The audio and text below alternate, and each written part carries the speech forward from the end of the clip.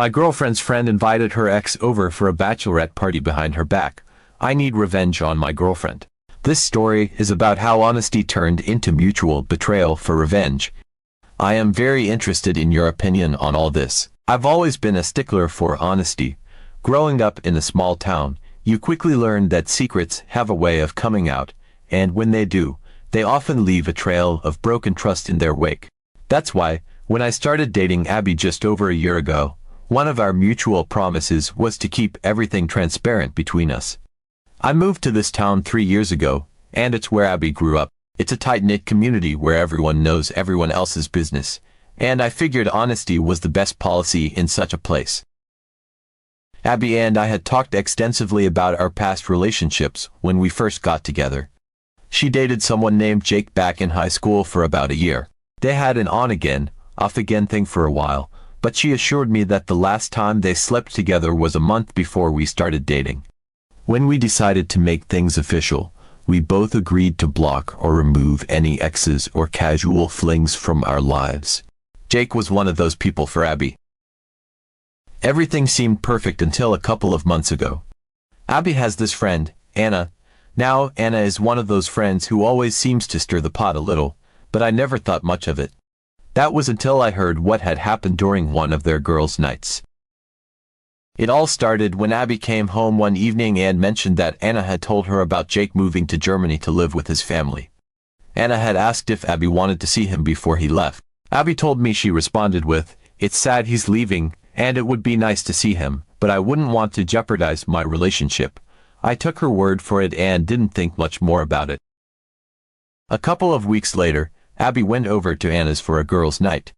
I stayed home, catching up on some work and watching a game on TV. Everything seemed normal until I heard a knock on the door in the middle of their evening. According to Abby, Anna had this huge grin on her face and said, "I wonder who that is." It was Jake. He stayed for about 20 minutes, making small talk and catching up. He even invited them all to his going-away party. Abby declined, saying she wasn't interested, but the other girls agreed to go. Fast forward another month, and I still had no idea about Jake's surprise visit. One evening, we went to visit our friends Brian and Jackie. They're a great couple, always fun to hang out with, and we often spent weekends together.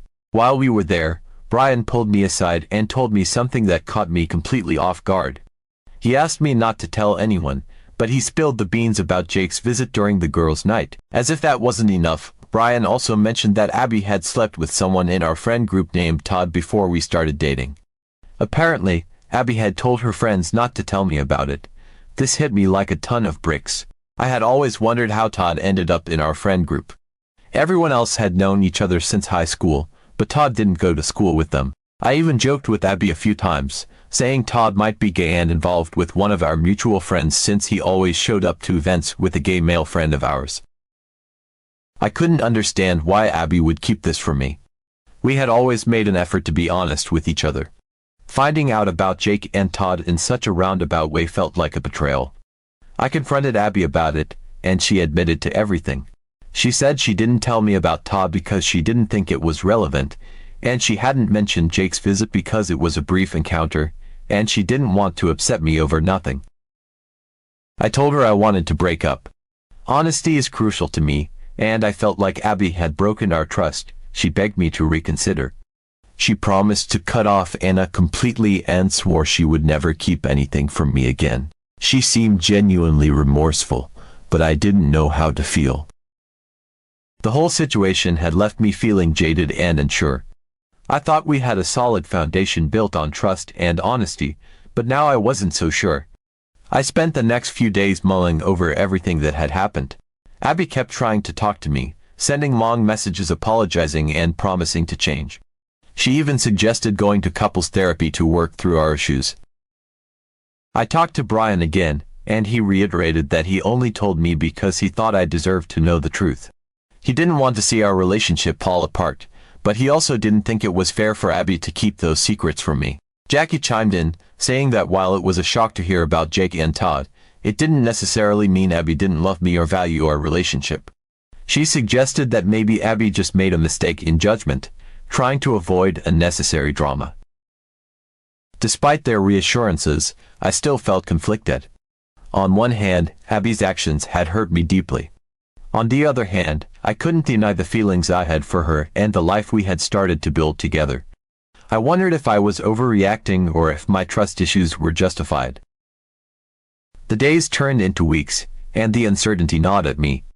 Abby's continuous efforts to mend our relationship were noticeable, but the seed of doubt had already been planted. She cut off contact with Anna and blocked Jake on social media, and I could see she was genuinely trying to make amends. We even started attending couples therapy to work through our issues. But despite all this, I couldn't shake the feeling that something was off. One evening, after a long day at work, I decided to take a walk to clear my head. It was a crisp autumn evening, and the streets were lined with colorful leaves. As I walked through the familiar streets of our small town, I spotted a couple walking together on the opposite side of the street. At first, I didn't think much of it, but as I got closer, my heart dropped. It was Abby, and walking beside her, deep in conversation, was Jake. They were laughing and talking, seemingly oblivious to the world around them. I felt a pang of betrayal. Hadn't she promised to cut him off completely? My mind raced with 1,000 thoughts. Were they just catching up, or was there something more going on? I decided to follow them at a distance, trying to make sense of the situation. They walked to a nearby cafe and went inside. I stood outside, peering through the window, watching them. They sat at a corner table, their faces close together as they talked. It was clear that they were more than just acquaintances catching up. The intimacy between them was undeniable. After what felt like an eternity, they finally left the cafe. I continued to follow them, my heart pounding in my chest. They walked through the town, eventually heading towards a park. It was a secluded area, and as they disappeared into the trees, I felt a sickening feeling in my stomach. I couldn't bear to follow them any further. I turned around and walked home, my mind in a whirl. When Abby returned home later that evening, I didn't confront her immediately. I needed time to process what I had seen and to figure out what I wanted to do next. The next few days were torture. I acted normal around Abby, but inside, I was seething with anger and betrayal. I decided to confront her after our next therapy session. I hoped that having a neutral party present might help keep the conversation civil and productive. The day of the therapy session arrived, and I could barely focus on anything else. As we sat down with our therapist, I took a deep breath and finally let it all out. "Abby, I saw you with Jake the other day," I began. "You promised to cut him off completely, but I saw you walking with him, laughing and talking. You even went to the park together. What's going on?" Abby's face turned pale. She looked at the therapist, then back at me. I can explain," she stammered. "Jake reached out to me saying he needed closure before leaving for Germany. I didn't want to tell you because I knew it would upset you, but I thought it was important to get that closure. We just talked, I swear." I shook my head, feeling the anger rising. "You promised me, Abby. You promised to be honest and transparent. How can I trust you when you keep breaking your promises?" The therapist intervened, trying to calm us down and guide the conversation. But I couldn't shake the feeling that there was more to the story. After the session, I couldn't hold back any longer. "Abby, I need to know the truth," I said as we walked to our car. "Did anything else happen between you and Jake?" She hesitated, and I could see the guilt in her eyes. "We just talked, I promise," she repeated, but her voice wavered. That night, I couldn't sleep. I kept replaying the scene in my head, wondering if there was more to it than she was admitting. The next day, I decided to do something I never thought I would do. I went to Jake's house. When I arrived, Jake seemed surprised to see me. I didn't beat around the bush. "I know you met with Abby," I said. "I need to know the truth. Did anything else happen between you two?" Jake looked uncomfortable, shifting his weight from one foot to the other. "Look, man, I don't want to cause any more trouble between you two," he said. "We did talk, but there was a moment when things got a bit out of hand." My heart sank. "What do you mean?" I asked, dreading the answer. "We kissed," Jake admitted, "and we ended up sleeping together. It was a mistake, and I'm sorry. I didn't mean for it to happen, but it just did." I felt like the ground had been ripped out from under me. I couldn't breathe, couldn't think. I turned and walked away, leaving Jake standing there, calling after me. When I got home, Abby was waiting for me. She could tell something was wrong. What happened? She asked, her voice filled with concern. I couldn't even look at her. Jake told me everything, I said quietly. He told me you slept together. Abby's face crumpled, and she started to cry. I'm so sorry, she sobbed. It was a mistake, a terrible mistake. I didn't mean for it to happen, I swear. The betrayal was too much. I felt numb, unable to process the pain. I can't do this anymore, I said, my voice hollow. I need time to think. I need space. I packed a bag and left, not knowing where I was going or what I was going to do next. The trust we had built was shattered, and I didn't know if it could ever be repaired. As I drove away, I felt a mix of sadness, anger, and overwhelming grief. The road ahead was uncertain, but one thing was clear, things would never be the same again. I drove aimlessly for hours that night, my mind a whirlwind of emotions. Anger, betrayal, sadness, they all churned within me, each vying for dominance. Abby's tearful confession kept replaying in my head, and every time it did, my heart felt like it was being crushed all over again. I needed to get away, to clear my head and figure out what to do next. Eventually, I found myself at a hotel on the outskirts of town. I checked in, went up to my room, and sat on the edge of the bed, staring at the wall. The pain was overwhelming, and I felt utterly lost. I didn't sleep much that night, my mind racing with thoughts of Abby and Jake. By morning, a cold, hard resolve had settled in. I wanted to make Abby feel the same pain she had inflicted on me.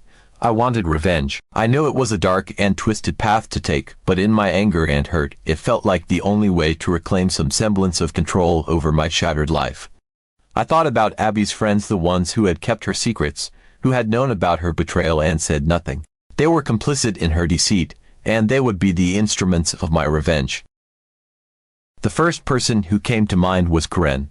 She and Abby had been friends since high school, and I had always sensed a bit of jealousy from Karen when it came to our relationship. I decided to test the waters, so I texted her, asking if she wanted to grab a drink and talk. She replied almost immediately, saying she was free that evening. We met at a bar downtown. Karen was surprised to see me alone, but didn't press for details. I ordered us both drinks and started talking about everything except Abby. As the night went on, I could see Karen loosening up, and she started to flirt with me. Her intentions became clear, and I knew I had her right where I wanted. After a few more drinks, I suggested we head back to my place. Karen agreed, and we left the bar together. Once we were inside my apartment, things escalated quickly. The anger and hurt I felt towards Abby fueled my actions, and I slept with Karen that night, seeking solace in the momentary distraction. The next morning, as Karen slept beside me, I felt a mixture of satisfaction and guilt. But the anger towards Abby still burned within me, and I wasn't done yet. Over the next few weeks, I reached out to two more of Abby's friends, Laura and Megan. Both encounters were similar to the one with Karen: drinks, flirting, and eventually, sex. Each time, I told myself it was what Abby deserved for betraying me. After the third encounter, I began to feel the weight of my actions. The satisfaction of revenge was fleeting, and the guilt was starting to overshadow the anger. I knew I couldn't keep doing this, but I also knew I couldn't keep it to myself. Abby had to know what I had done, just as I had learned about her betrayal. One evening, I called Abby and asked her to come over. She sounded hopeful on the phone, perhaps thinking that I was ready to reconcile. When she arrived, I could see the pain and regret in her eyes. She tried to hug me, but I stepped back, keeping my distance. "We need to talk," I said, my voice cold and emotionless. Abby nodded, sitting down on the couch. I remained standing, feeling the need to maintain some semblance of control over the situation. "I've been doing a lot of thinking since I found out about you and Jake," I began. "And I realized something. You hurt me in a way I never thought possible. You broke my trust and shattered our relationship." Abby's eyes filled with tears, but she remained silent, waiting for me to continue. "In my anger and hurt, I did something I'm not proud of," I said, my voice trembling slightly. I wanted to make you feel the same pain you made me feel. So I slept with Karen, Laura, and Megan. Abby's face went pale, and she looked like she had been slapped. Her tears fell freely now, and she shook her head in disbelief. How could you? She whispered, her voice choked with emotion. How could I? I echoed, my anger rising again. How could you? You betrayed me, Abby.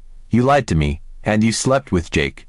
I wanted you to understand what it felt like to be betrayed by someone you love.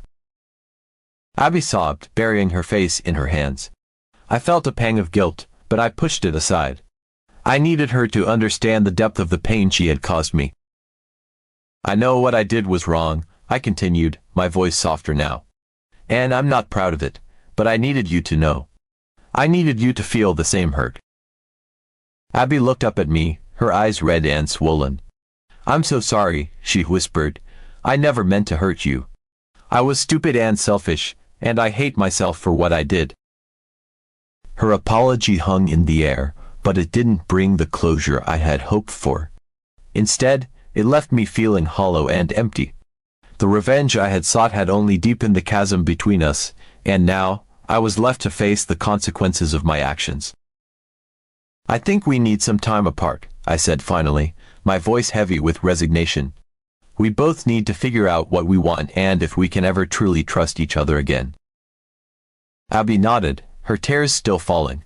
I understand, she said quietly. I just hope one day, we can find a way to move past this. As she left my apartment, I felt a sense of finality.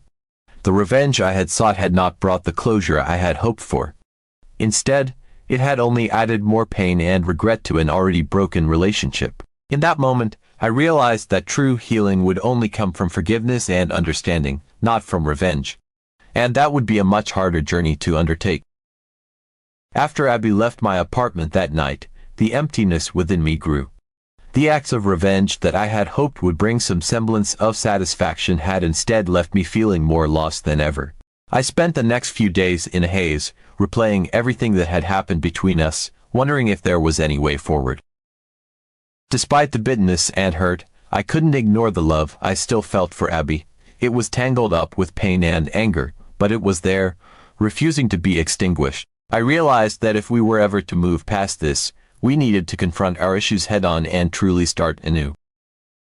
A few days later, I decided to reach out to Abby. I called her and asked if she would meet me at our therapist's office.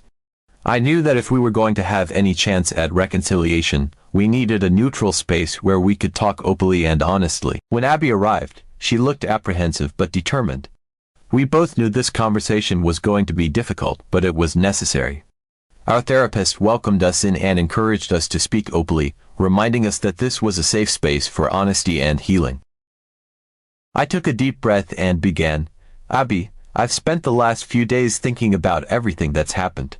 The betrayal, the hurt, and my actions afterward. I realize now that what I did was wrong. Seeking revenge didn't solve anything, it only made things worse. I'm truly sorry for hurting you. Abby nodded, her eyes filled with tears. I'm sorry too, she said softly. I never should have kept things from you, I should have been honest from the start.